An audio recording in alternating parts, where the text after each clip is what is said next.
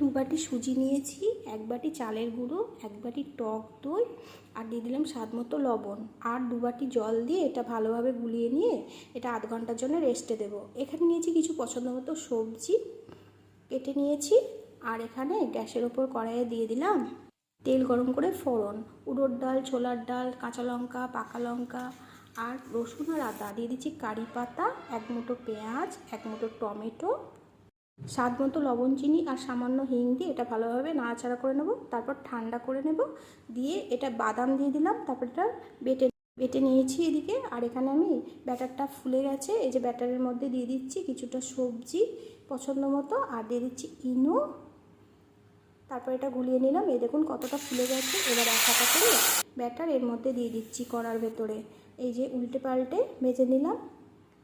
তৈরি হয়ে গেল আমার সকালের healthy and tasty breakfast with chutney.